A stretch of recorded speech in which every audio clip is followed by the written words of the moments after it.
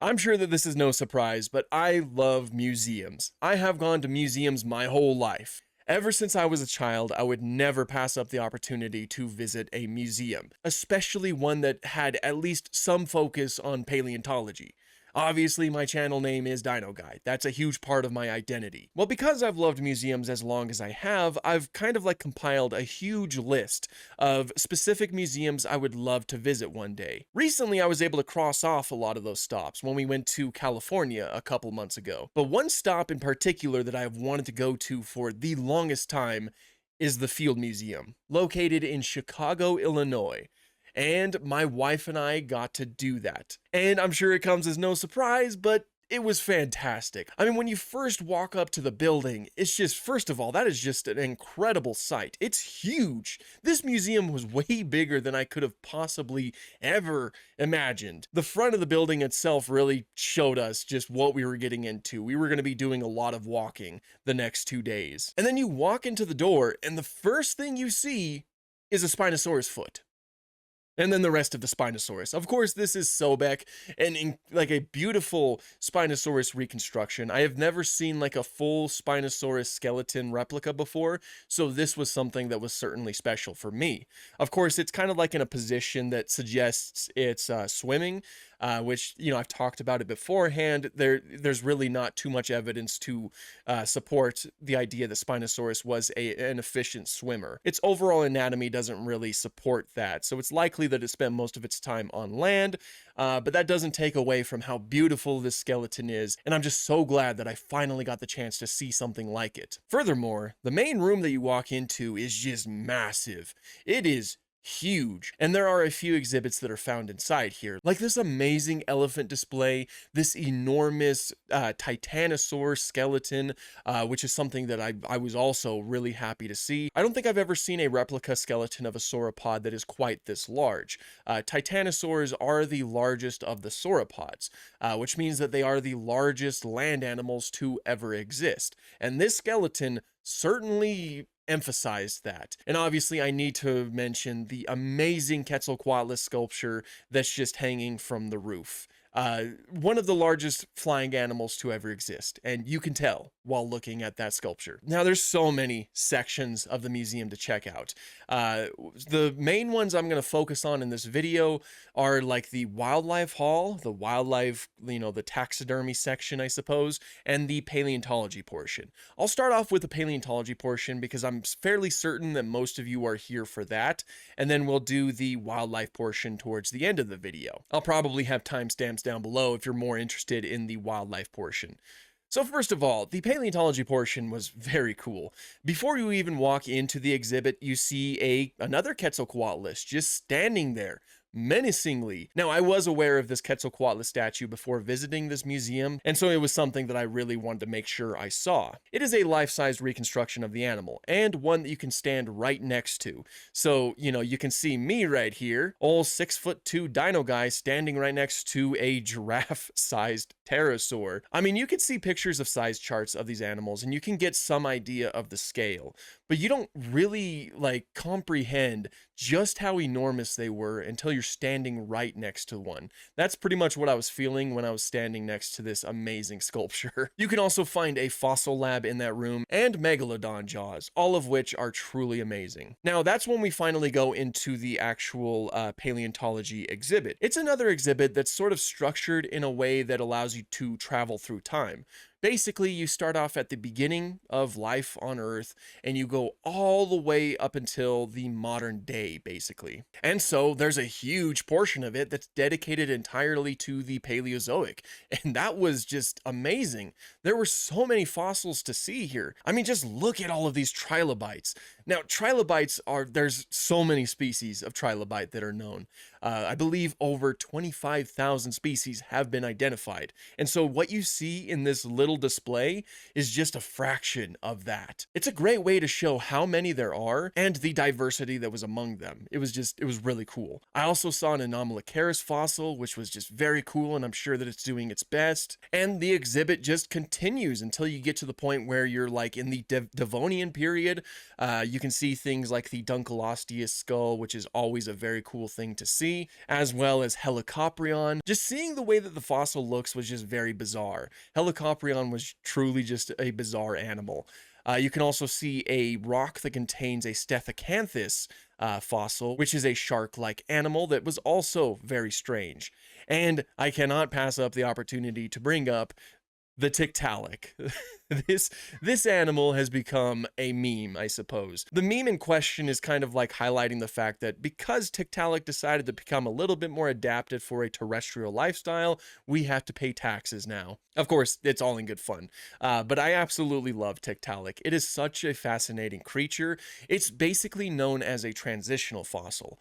It was a fish, but it has some traits about it that imply that it was starting to become a little bit more adapted for a terrestrial lifestyle, as in it's a creature that was on its way. And in several generations, you would eventually have creatures that were just a bit more on the terrestrial side. For one, Tiktaalik had a neck, which is very different from most fish. It was able to move its head independently from the rest of its body, and it had limbs that were a little bit more suited for supporting its body weight, as in it could do a push-up, basically. They were not adapted for just going completely on land, rather they were more suited for going into shallow waters and crawling around on mud flats. But they're just still really cool animals, and the reconstruction that was present in this is just amazing. There's even a room that is focused entirely around the Carboniferous. It had this huge Arthropleura reconstruction just on the ground. It was quite beautiful. I always love seeing Arthropleura. And there's even some Monstrum fossils, otherwise known as the Tully monster, which is just this cool little creature right here. And this is the exact opposite of Quetzalcoatlus. I knew that these guys were tiny, but I didn't realize how tiny. These fossils were tiny. It was amazing to see. Then we move into the Permian, where there's all kinds of really fascinating creatures just on display. I even saw an Edaphosaurus skeleton. I really like Edaphosaurus too, and so it was so cool to see that. Oh, and there was also Jonqueria, which is the owner of this skull right here. Jonqueria was just a very strange synapsid, which means it's a pretty close relative to modern day mammals, that was huge and possibly had adaptations of a hippo-like lifestyle. Jonqueria is definitely overdue for like a video completely centered around it. Like, I certainly need to talk a little bit more about that creature. And obviously you see some other classics like Dimetrodon, some Dicynodonts, and even the amazing boomerang head that is Diploculus. Then towards the end of that, you do see Lystrosaurus, an amazing little Lystrosaurus skeleton. This is something that will be continued over into the next portion of the museum, because after that point, you would go through the Great Dying. Now, some creatures did survive the Great Dying, and one of those creatures was Lystrosaurus, and they emphasized that. At the beginning of the Triassic exhibit, you see some Lystrosaurus skulls, again highlighting the fact that some creatures carried on over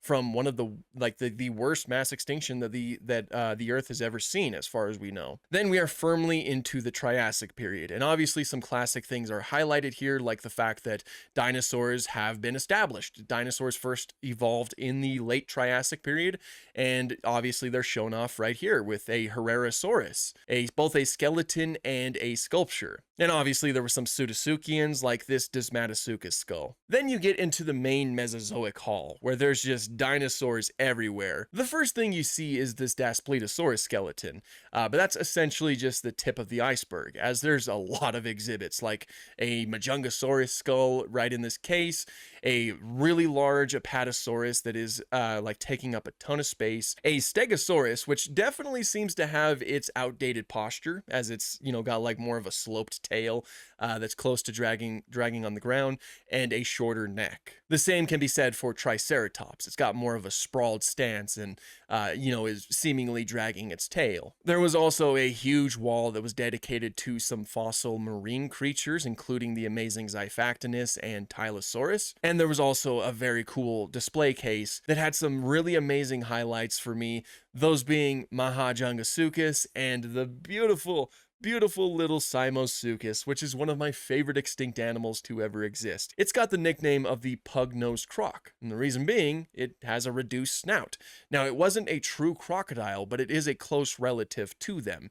It was most likely terrestrial, spending most of its time on the land, and they were herbivorous. They only ate plants. They're just such cool little creatures, and I was so glad that I got to see this. And there was obviously the Chicago specimen of Archaeopteryx.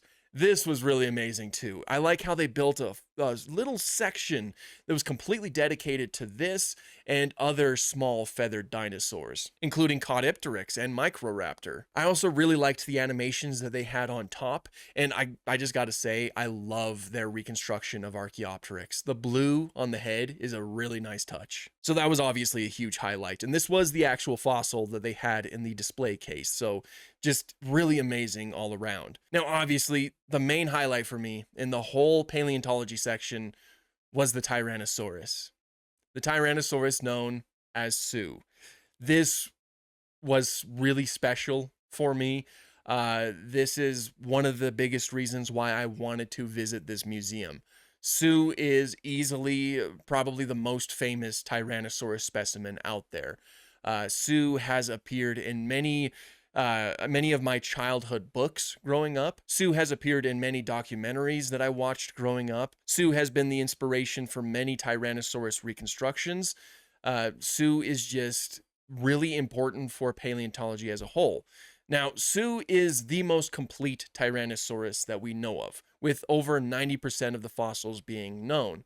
That is insane. And because of that, Sue has offered a lot of insight about the life that they might have lived. And so basically, long story short, I was very excited to see Sue. And when I turned that corner and saw that skeleton just standing there, just staring directly in your direction, I nearly cried. I'm not gonna lie, I nearly cried.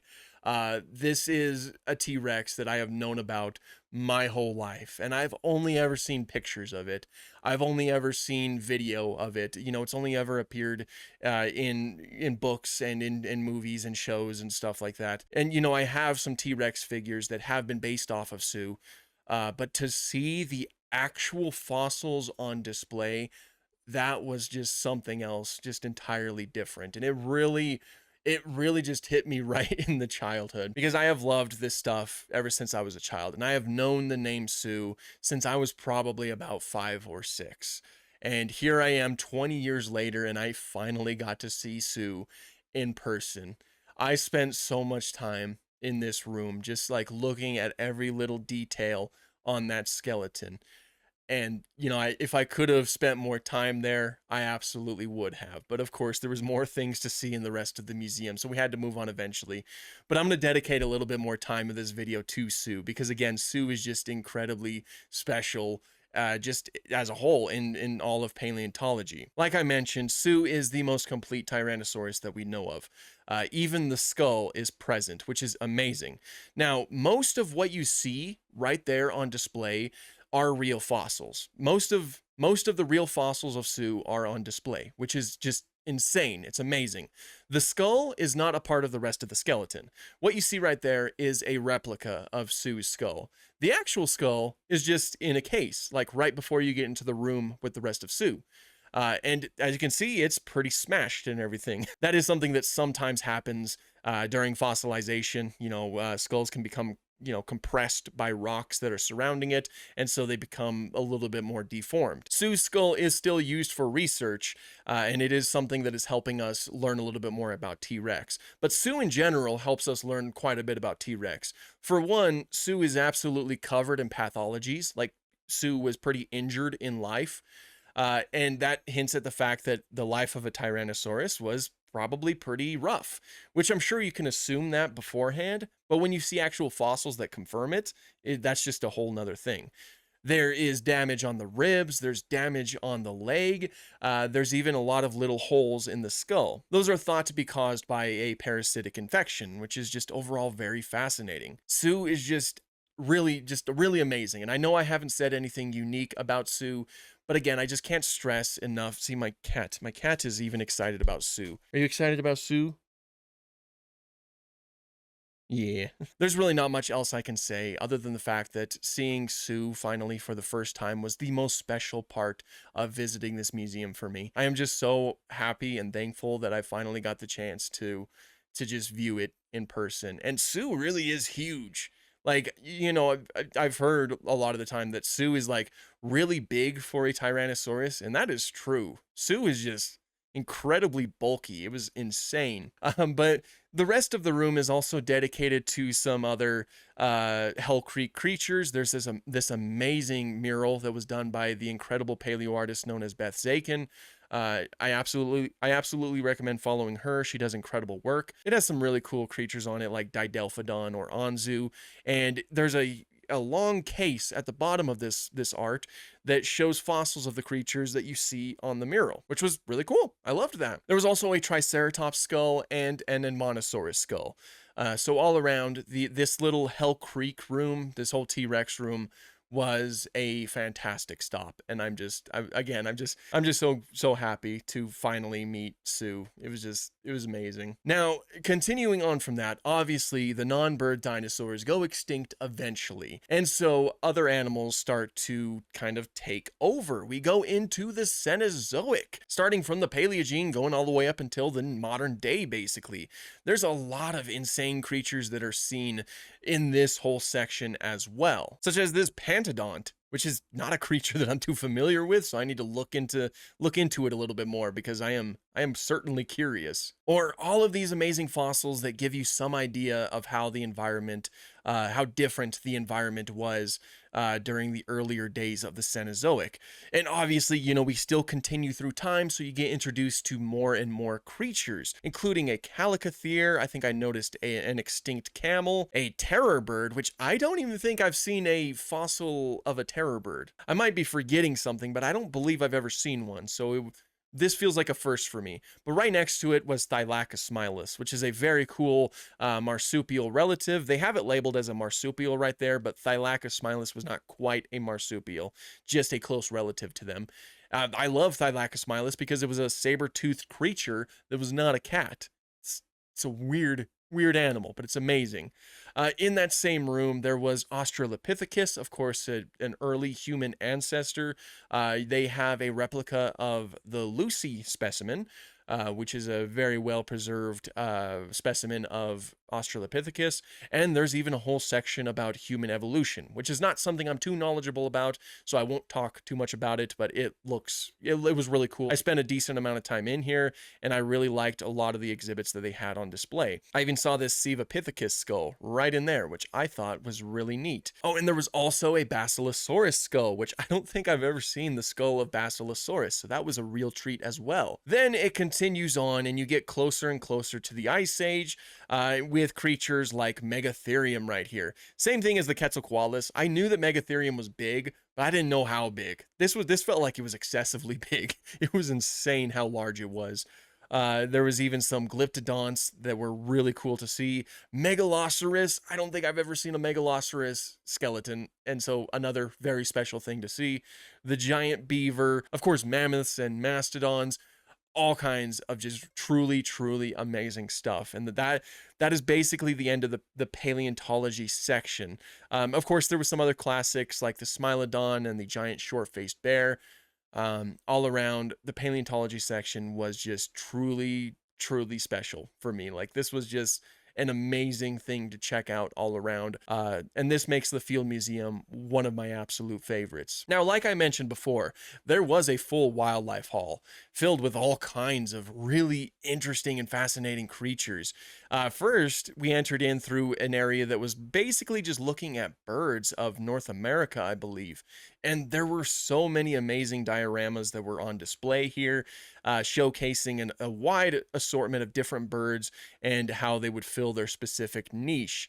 That continues on, and you get to see so many amazing creatures, including but not limited to some rhinos, tigers, which those looked amazing, a huge assortment of different deer, a rhino skeleton, which will certainly come in handy for future reference of, you know, some future videos, pandas, which was really interesting to see, tapirs, which I've been to zoos with tapirs before, but I've never really seen, like, I've never really gotten a good look at them because they're almost always asleep and their butts are facing me. So that's mainly the extent of what I've seen for tapirs in real life. Proboscis monkeys, which are these really strange fellas that kind of look like Minecraft villagers. I always really loved them. Baboons. I love this face.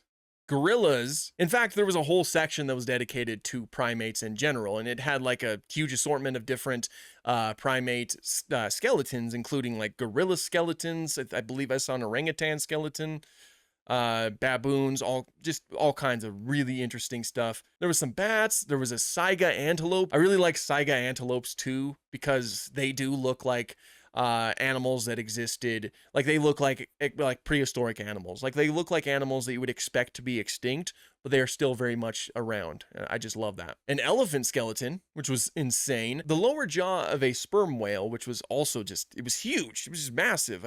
I don't expect how big these things are. Unfortunately, I don't think that the pictures really do them justice. There was a tapir skeleton. A platypus skeleton, always love to see it. An echidna skeleton, heck yeah. In fact, there was a huge portion that was dedicated to xenarthrans, which are like armadillos and sloths and anteaters, which are all around really cool animals. Have you ever seen a sloth skeleton before? Like not an extinct one, not a giant ground sloth, but an actual like tree sloth. Because I never have, but now I have. And it is not what I expected, though I don't know what I expected. Here was a sea lion with a walrus skull right next to it. And in the opposite side of that area, there was a lot of other amazing dioramas, like one that was showing off a white rhinoceros that looked incredible. And there was one in particular that really stood out to me. These giraffes, just looking at the rhinos. This was like such a unique display that I have never seen before, and it was easily like probably my favorite display in the whole thing. There was a hippo skeleton, the American crocodile, the American alligator, shoebill stork, green anaconda, Komodo dragon, one of my favorite modern day animals. And I absolutely have to mention the lions of Tsavo. I'm sure that you guys have heard about these lions before. Basically, these were man-eater lions. The abridged version of it is that there was a railroad that was being constructed, like right in the middle of these lions' territory, essentially. And while that was happening, these lions would continually return to the camp to drag people off into the darkness, essentially. It's estimated that they killed at least 28 railroad workers, though I'm sure that the number is possibly higher, which is certainly a really terrifying thought. There was someone who was tasked with, killing these lions, and eventually that was a success, and inevitably these lions were donated to the Field Museum, where they are currently on display. This is a mount of the two lions. They were maneless males, which is something that is likely caused by the, climate. Like they lived in a warmer area, and so they didn't have a mane. Their skulls are also on display, and as you can see, it seems like there's some damage on the lower jaw on this one, which could potentially help explain why these lions became man-eaters. Now, again, that was just the abridged story. There's a lot more details and a lot more to unpack with the lions of Tsavo, and I'm not too knowledgeable about the whole event as a whole, but I know that there's a lot of people who have done videos on YouTube, so I highly recommend checking that out, because it is really an interesting and kind of terrifying story. But yeah, that's pretty much where I'll wrap it up with the wildlife portion. I took so many other pictures of so many other exhibits, but if I just like went into detail about all of them, we would be here all day. There was so much. It was insane. I was overwhelmed about how much there was. We got a lot of steps in that day, I'll tell you that. But yeah, absolutely just truly amazing museum that I highly recommend you check out. We're not done with it yet. There will be another video about the Chicago Field Museum that is quite Pokemon related. So stay tuned for that. But that's pretty much all I have for this one. Thank you all so much for watching, and have an awesome day.